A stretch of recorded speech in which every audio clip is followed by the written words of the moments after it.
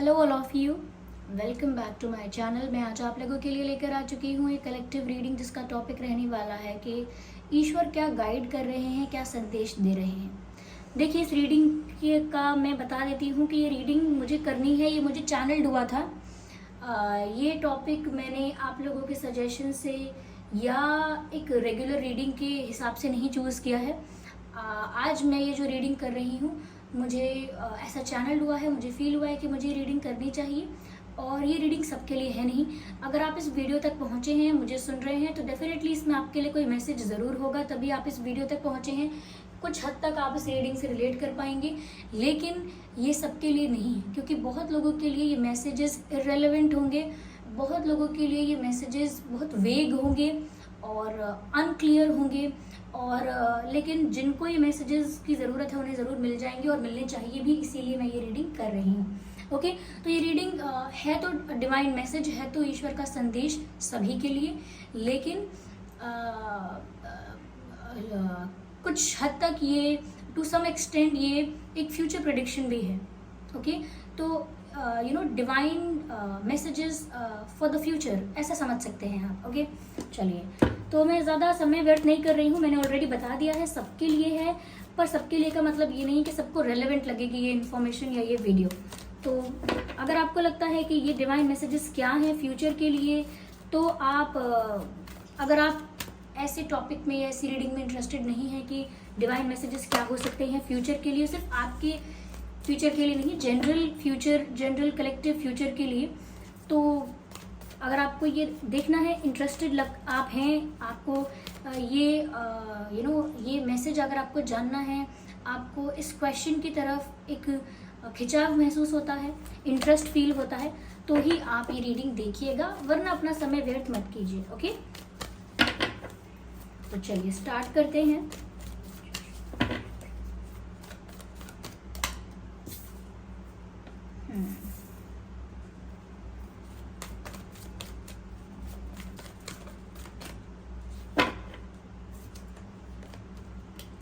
Interesting.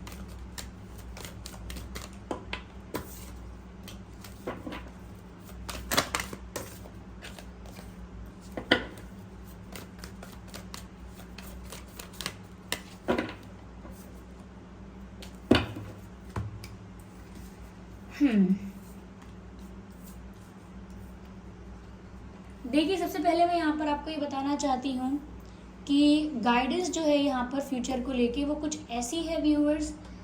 सबसे पहले आने वाले समय में लोगों को स्पिरिचुअल होना होगा, और ये जो स्पिरिचुअल होने की बात है, ये लोगों के लिए चॉइस नहीं रह जाएगी। I mean, हमेशा ये चॉइस है कि आपको स्पिरिचुअल होना है या नहीं होना है, डिविनिटी की तरफ, ईश्वर की तरफ जाना है नहीं जाना है, ये हमेशा से चॉइस रही है।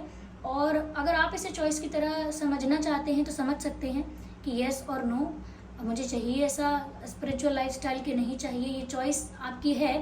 लेकिन अगर आप इसको रिजेक्ट करते हैं, निगलेक्ट करते हैं या इसे नहीं चूज़ करते हैं, तो मुझे लगता है कि थोड़ा टफ हो सकता है आपके लिए आने वाला फेज़। मुझे ऐसा लगता है कि आने वाले फेज़ में एक रिक्वायरमेंट हो जाएगी। आई एम नॉट सेइंग कि ये कंडीशन होगी कि स्पिरिचुअल होना ही होगा, कोई टर्म्स एंड कंडीशंस होंगी, ऐसा नहीं है, लेकिन ऐसा लगता है कि रिक्वायरमेंट होगी कि जितना ज़्यादा आप डिविनिटी के करीब हैं, डिवाइन के करीब हैं, चाहे फिर आप किसी भी एनर्जी पर, किसी भी किसी भी सुपर नेचुरल पावर पर, किसी पर भी, किसी भी देवी देवता पर, किसी भी ईश्वर पर, ईश्वर के किसी भी रूप पर, कहीं पर भी, किसी पर भी ऐसे आप, अगर आपका विश्वास है, आपका आपका फेथ है, तो मुझे लगता है कि आपको उसी फेथ को स्ट्रॉन्ग करना चाहिए, उसी फेथ को स्ट्रॉन्ग करना चाहिए, और लगता है ज़्यादा से ज़्यादा स्पिरिचुअल होना चाहिए। ओके, ऐसी कोई चीज़ें नहीं करनी है आपको जिसकी वजह से बिल्कुल एक बैड कर्मा आपकी लाइफ में आप क्रिएट करो, वो चीज़ें नहीं करनी है आपको। ऐसा क्यों बोल रही हूँ? क्योंकि आने वाले समय के लिए लगता है व्यूअर्स, जैसे यहाँ पर न्यू बिगिनिंग हो रही है, नई शुरुआत हो रही है। ये मैं पूरे जनरली बोल रही हूँ, पूरे प्लैनेट के लिए, सभी लोगों के लिए, कि आने वाले समय में बहुत कुछ ऐसा लगेगा जैसे अनस्टेबल हो चुका है। ये कोई डरने डराने वाली बात नहीं है, लेकिन अनस्टेबिलिटी आने वाली है। लेकिन वो अनस्टेबिलिटी इसीलिए नहीं है कि कुछ सबके साथ गलत होना चाहिए या गलत लोगों को फील होना चाहिए, दुख होना चाहिए, इसीलिए अनस्टेबिलिटी नहीं आ रही है। अनस्टेबिलिटी इसीलिए आ रही है क्योंकि एक ओल्ड स्ट्रक्चर है, एक ओल्ड स्ट्रक्चर है जो कहीं ना कहीं लोगों के लिए अच्छा नहीं है। एक ऐसा ओल्ड स्ट्रक्चर है जो अब पर्पसलेस हो गया है, विजनलेस हो चुका है। एक ऐसा स्ट्रक्चर जिसकी फाउंडेशन अब स्ट्रांग नहीं है। तो मुझे लगता है अगर कोई ऐसी बिल्डिंग होती है जिसका जिसकी नींव, जिसकी फाउंडेशन, जिसका बेस स्ट्रांग नहीं होता है, एक ना एक दिन वो गिरती है। तो क्या हम उसके गिरने को, उसको गिराने को अनस्टेबिलिटी कहेंगे? नहीं, क्योंकि जब तक उसे हटाया नहीं जाएगा वो बिल्डिंग लोगों के लिए खतरा है, उसमें अंदर रहने वाले लोगों के लिए भी खतरा है, उसके आसपास जो लोग घूमते हैं उनके लिए भी वो बिल्डिंग खतरा है। तो इसीलिए उसे तोड़ना भी ज़रूरी है समय आने पर, और सब अच्छे से सुकून से दोबारा से रह पाएँ और उस जगह को यूटिलाइज कर पाएँ। इसीलिए उसको तोड़कर वहाँ पर नव निर्माण करने की भी आवश्यकता पड़ेगी, यानी कि दोबारा से रिक्रिएट करना पड़ेगा उस बिल्डिंग को। पर उससे पहले उसे तोड़ना पड़ेगा, लोगों को वो बिल्डिंग खाली करनी पड़ेगी, और अगर ऐसा होगा तो लोगों को होगी तकलीफ।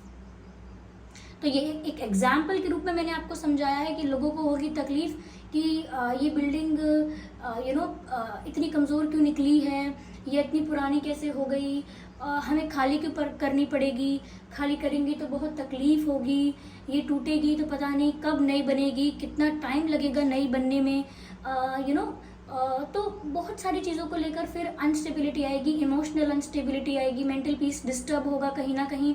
और कुछ लोगों के लिए हो सकता है फाइनेंशियल अनस्टेबिलिटी भी हो, तो हर तरह से हेल्थ को लेकर भी अनस्टेबिलिटी आ सकती है। एक ऐसा फेज आ सकता है आने वाले समय में, क्योंकि एक नई शुरुआत हो रही है, और नई शुरुआत मतलब ट्रांजिशन। जैसे अब पहले बर्फ़ है, फिर बर्फ़ को पिघलाया गया और फिर दोबारा उस बर्फ़ को जमाया गया। तो जो पिघलाया गया था बीच में, जो सेकंड स्टेप था, वो फेज़ था ट्रांजिशन का, और वही ट्रांजिशन फेज़ आने वाला है। तो एक पुराना स्ट्रक्चर खत्म होकर एक ट्रांजिशन फेज आएगा, और फिर एक नए स्ट्रक्चर का इस्टेब्लिशमेंट होगा, एक नया स्ट्रक्चर क्रिएट होगा। और ये सब लोगों की लाइफ के बारे में बोल रही हूँ, ये सब हम सब लोगों के बारे में ही है कि लोगों की लाइफ में ऐसा शिफ्ट आएगा, ऐसा ट्रांजिशन आएगा, और फिर एक न्यू बिगिनिंग होगी। क्योंकि यहाँ नई शुरुआत की भी बात है और स्पिरिचुअल होने की भी बात है। स्पिरिचुअल होना पड़ेगा लोगों को, और साथ ही साथ यहाँ पर एम्प्रेस का कार्ड है। लोगों को अपने अंदर ममता रखनी होगी, यानी कि करुणा। ममता का मतलब ये नहीं है कि सिर्फ औरतें हैं जो माँ बन चुकी हैं या महिलाएं हैं जो माँ बन चुकी हैं, सिर्फ वही करुणा रखेंगी, नहीं। हर जीव के अंदर, हर जीव के लिए, हर इंसान में करुणा होनी चाहिए, यानी कि हर इंसान में, हर मनुष्य में करुणा होनी चाहिए, दया होनी चाहिए, काइंडनेस होनी चाहिए। देखिए, इस पर डिबेट करना या इस पर क्वेश्चन करना या कितने हम सही हैं कितने गलत हैं, इस पर बहस करने से अच्छा है कि हमको जानवरों को दुख देना कम कर देना चाहिए। यस, किसी भी जानवर को तकलीफ देना एक बहुत बैड कर्मा है, और अगर उसको मार ही दिया और खा ही लिया, उसकी जान ही ले ली, तो वो आप समझ सकते हैं कितना गलत कर्मा हो सकता है। सिर्फ अगर कोई जानवर बैठा है, उसे किसी डंडे से या किसी कंकड़ से या पैर से मार कर चले जाना, बस चलते फिरते ऐसे ही, वो तो बैड कर्मा है ही, वो तो गलत है ही। लेकिन उसको जान से मार देना अपराध है, गलत है, पाप भी है। तो मुझे लगता है कि करुणा आपको रखनी होगी बाकी जीवों के प्रति, और जितना हो सके एक सात्विक, एक पॉजिटिव, एनर्जेटिक यानी कि पॉजिटिव एनर्जी की जो लाइफ है, एक हाई वाइब्रेशनल एनर्जी जो है, उसमें रहना होगा। और जब भी लोग स्पिरिचुअल होने की बात करते हैं, स्पिरिचुअल होने के साथ साथ ही ये एट्रीब्यूट्स और ये कुछ कैरेक्टरिस्टिक्स हैं जो इंसान के अंदर आने चाहिए, जैसे कि हाई वाइब्रेशनल होना। जब तक आप हाई वाइब्रेशनल एनर्जी में नहीं जाते हैं या टैप इन नहीं करते हैं हाई वाइब्रेशनल एनर्जी में, तब तक आप स्पिरिचुअल हैं ही नहीं। और हाई वाइब्रेशनल एनर्जी में जाने के लिए नेगेटिव एट्रीब्यूट्स, पैटर्न्स और हैबिट्स और चॉइसेस को, प्रेफरेंसेस को छोड़ना होता है। जैसे कि अल्कोहल कंजप्शन नहीं करना चाहिए, ये तामसिक चीज़ों में आता है। और तामसिक चीज़ें आपकी हाई वाइब्रेशनल एनर्जी और फ्रीक्वेंसी जो है उसे रिड्यूस कर देती हैं, और अगर इसका सेवन ज़्यादा किया जाए, कंजप्शन ज़्यादा किया जाए, तो बिल्कुल ब्लॉक कर देती हैं। फिर आप हाई वाइब्रेशनल तो क्या आप हाई वाइब्रेशनल पर जाने का एक परसेंट भी नहीं हो पाता है अगर आपकी ब्लॉक है एनर्जी इस तरह से। तो सेकेंडली यहाँ पर आप, जैसे मैंने अल्कोहल कंजप्शन के लिए कहा, दूसरी बात अगेन एनिमल्स के लिए है। अगर आप एनिमल्स को हर्ट करते हैं, हार्म करते हैं, कंज्यूम करते हैं, तो उसमें भी आपकी जो एनर्जी है वो हाई वाइब्रेशनल फ्रीक्वेंसी पर नहीं जा पाएगी, ब्लॉक्ड रहेगी। और सिर्फ एनर्जी ब्लॉक्ड रहेगी इतना नहीं है, साथ ही साथ बैड कर्मा आपकी लाइफ में मल्टीप्लाई होगा। यस, यानी बुरे कर्म आपकी लाइफ में मल्टीप्लाई होंगे, जिसकी वजह से जो ट्रांजिशन का फेज आएगा, मैंने बताया था जो आइस मेल्ट होगी, जो ट्रांजिशन का फेज आएगा वो उतना ही ज़्यादा डिफिकल्ट, उतना ही ज़्यादा टफ, उतना ही ज़्यादा challenging and unstable, emotionally, health wise, financially, हर तरह से अनस्टेबल होगा, हर तरह से। और वो इसीलिए होगा क्योंकि आपने चूज़ किया है टू नॉट बी स्पिरिचुअल, आपने चूज़ किया है टू नॉट बी काइंड, आपने चूज़ किया है to not be compassionate towards other lives.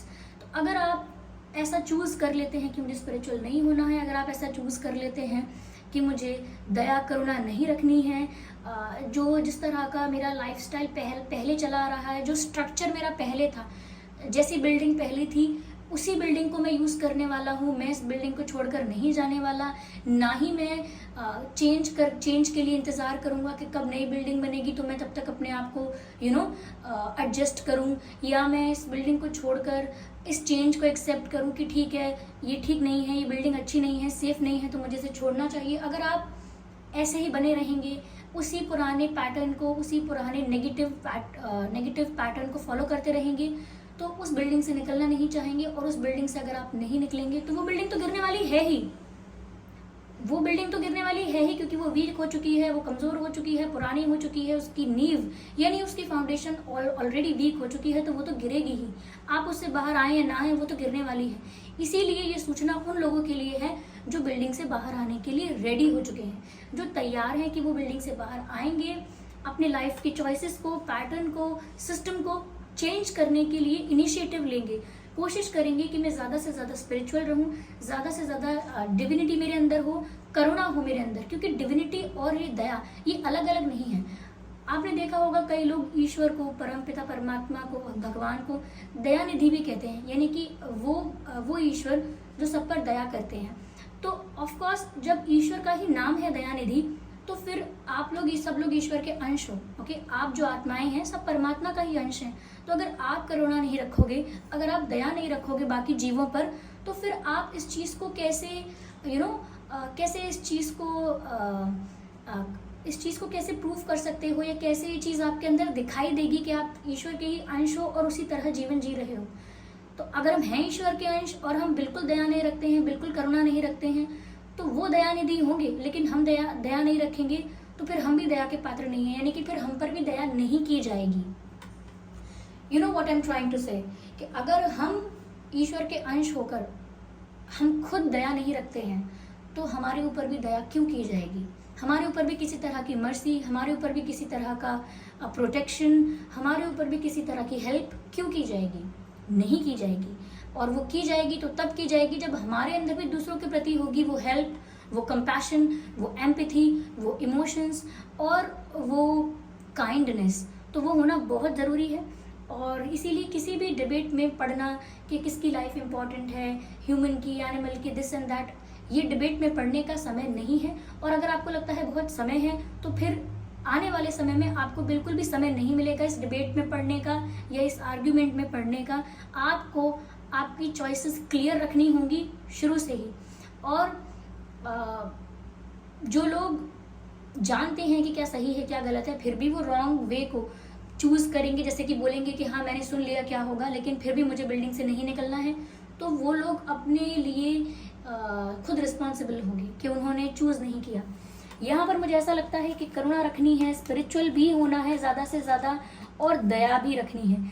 अगर आप जानवरों को हेल्प नहीं कर सकते तो उनको तकलीफ मत दीजिएगा, लेकिन अगर आप सक्षम हैं, केपेबल हैं, तो जानवरों की, लोगों की मदद ज़रूर कीजिएगा। ओके जैसे कई लोगों की आदत होती है प्लेट में खाना छोड़ देना, कई लोगों की आदत होती है गुस्से में खाना या थाली फेंक देना। ओके आधा खाना फेंक देना, आधा खा लेना, आधा फेंक देना। और हम भूल जाते हैं कि कई जीव ऐसे हैं जिनको दाना भी नहीं मिल रहा है खाने का, या कई लोग भी ऐसे हैं जिनको नहीं मिल रहा है। तो अगर आप सक्षम हैं, if you are capable enough, तो आप जानवरों की सेवा कीजिए, उन्हें खाना खिला के भी कर सकते हैं, ऐसे लोगों की भी सेवा कर सकते हैं जिन्हें आप खाना खिला सकते हैं। और अगर उनकी सेवा नहीं कर सकते तो एटलीस्ट इतना कंट्रीब्यूट कीजिएगा कि किसी को दुख मत दीजिएगा सामने से जाकर। ओके यहाँ पर मुझे ऐसा लगता है व्यूअर्स कि बहुत सारी सच्चाई लोगों के सामने आने वाली है। सच्चाई किसी पर्सन को लेकर, किसी रिलेटिव को लेकर, किसी पार्टनर को लेकर नहीं। देखिए ये लव रीडिंग नहीं है, this is not a love reading. There are many things in life which is beyond this love life, which is beyond this relationship thing. Okay ये प्यार, रिश्ते, गर्लफ्रेंड बॉयफ्रेंड या जो भी हैं, यू नो, इन सब से बियॉन्ड भी, इन सब से अलावा भी जीवन है। इन सब के अलावा भी बहुत सारी चीज़ें हैं जो आपकी लाइफ में हो रही हैं, बिहाइंड द सीन्स हो रही हैं अगर आपको नहीं दिख रही हैं तो, लेकिन उन सब चीज़ों का असर आप पर होगा एकदम से। ओके तो अगर एक नाव में आप सब सवार हैं और उस नाव में छोटा सा छेद हो चुका है और कुछ समय तक, 1 घंटे तक भी अगर आपको नहीं दिख रहा है या आधे घंटे तक भी आपको नहीं समझ आ रहा है, तो चाहे कुछ देर तक वो छेद के बारे में पता ना चला हो जो उस बोट में हो गया है, लेकिन थोड़ी देर बाद सबके सामने अपने आप आ जाएगा कि नाव में पानी भर चुका है और नाव डूब रही है। ओके तो इसीलिए समय रहते लोगों को अवेयर होना, अटेंटिव होना ज़्यादा ज़रूरी है। ये डर की और खुशी की दोनों में से किसी तरह की बात नहीं है, ये सिर्फ इतनी सी ही बात है कि लोग अवेयर हो जाएं, अटेंटिव हो जाएं, अपनी सोशल मॉरल रिस्पॉन्सिबिलिटी को संभालें और जैसे एक इंसान को जीना चाहिए वैसे ही जिए, एक ह्यूमन की तरह, without getting aggressive, without getting angry on people और एनिमल्स और लाइफ अराउंड यू। ज़्यादा गुस्सा करने का तो समय नहीं है, गुस्सा, लड़ाई झगड़ा, इसका समय नहीं है। लिटरली बता रही हूँ मैं आपको, बहुत सारी चीज़ें आपके सामने आएंगी। जैसे कि मैंने बताया, बोट का एग्जाम्पल देके, मैंने बोट का एग्जाम्पल दिया है, बिल्डिंग का एग्जाम्पल दिया है। ये सारे एग्जाम्पल्स मैंने इसीलिए दिए हैं कि आप लोगों को समझ में आ जाए बहुत जल्दी। कुछ चीज़ें ऐसी हैं जो वर्ल्ड वाइड होना स्टार्ट हो चुकी हैं, लेकिन पर्टिकुलरली इंडिया में नज़र नहीं आ रही हैं, क्योंकि इंडिया में अभी नहीं हो रहा है। धीरे धीरे आपको वर्ल्ड वाइड सब नज़र आएगा, इसीलिए आपको थोड़ा ज़्यादा अवेयर रहना है। अगर आपको देखना है तो आप देखिए वर्ल्ड में क्या हो रहा है और हर चीज़ पर नज़र डालिए, इन्वायरमेंटली, पॉलिटिकली, और जो भी कॉन्फ्लिक्ट्स हो रहे हैं, जो भी इश्यूज हो रहे हैं, आप थोड़ा नज़र डालिए, थोड़ा क्लैरिटी के साथ समझने की कोशिश कीजिए कि बहुत जल्दी आप जहाँ पर भी हैं इन चीज़ों का प्रभाव आपको दिखने लगेगा और ये प्रभाव हर लेवल पर दिखेगा। ऐसा नहीं है कि कोई इंसान अगर जॉब करता है तो उसको टेंशन होगी, कोई इंसान अगर घर में है तो उसको टेंशन नहीं होगी, ऐसा नहीं है। ये इक्वली लोगों की जीवन पर प्रभाव डालेगा, जैसे प्लैनेट्स करते हैं, जैसे प्लैनेट्स लोगों की लाइफ को अफेक्ट करते हैं, फिर चाहे आप कहीं भी हैं, कोई भी हैं, ऐसा ही होगा। आप प्लैनेटरी पोजीशंस भी देख सकते हैं आने वाले समय के लिए। अगर लोगों को लगे कि क्या सच में ऐसा कुछ ट्रांजिशन है तो आप प्लैनेटरी पोजीशंस भी देखिए, आपको समझ में आएगा। ज़्यादा से ज़्यादा मुझे लगता है कि आपको हेल्पफुल रहना है और केयरिंग रहना है। और रही बात, थोड़ा सा आपको, सबसे बड़ी बात यह है कि लोग ज़्यादा क्रूअल हो चुके हैं, लोगों को ज़्यादा इमोशनल तो नहीं कहूँगी, लेकिन ज़्यादा कंपैशनेट, ज़्यादा एम्पैथी रखनी चाहिए लोगों के प्रति, और सबके प्रति एम्पैथी रखनी चाहिए, दया रखनी चाहिए, करुणा रखनी चाहिए, काइंड होना चाहिए, हम्बल होना चाहिए। अहंकार, एटीट्यूड खत्म कर दीजिए व्यूअर्स। किसी भी चीज़ में इस तरह से मत खो जाइएगा कि पैसा इंपॉर्टेंट होता है, फिर कोई बोलेगा पैसा इंपॉर्टेंट नहीं होता है, प्यार इंपॉर्टेंट होता है, और वो दोनों ऐसे ही लड़ते रहेंगे और बिल्डिंग से बाहर नहीं आएंगे। लेकिन जो समझदार होगा वो बोलेगा ना तो पैसा इंपॉर्टेंट है, ना प्यार इंपॉर्टेंट है, इंपॉर्टेंट है तो टाइम, ज़रूरी है तो वक्त, और वो मेरे पास बहुत कम है क्योंकि बिल्डिंग गिरने वाली है। टाइम बहुत इंपॉर्टेंट है, टाइम कम है, तो मैं तो चला इस बिल्डिंग से बाहर। तो इसीलिए लोग झगड़ते रह जाएंगे प्यार और पैसे के बीच कि मुझे सक्सेसफुल बनना है, ये बनना है, ये करना है। आधे लोग कहेंगे मेरा प्यार, मेरी फैमिली, मेरे बच्चे, मेरा पार्टनर, और इन सब चीज़ों में बहुत ज़्यादा समय व्यर्थ करेंगे, बहुत ज़्यादा। और आधे लोग जो ये नहीं कर रहे हैं वो दूसरी चीज़ों के लिए झगड़ा करेंगे कि मैं सही हूँ, नहीं मैं सही हूँ, नहीं मेरी बात ठीक है, मेरी बात सही है, तुम प्रूफ करके दिखाओ, तुम प्रूफ करके दिखाओ, और कोई भी बिल्डिंग खाली नहीं कर पाएगा।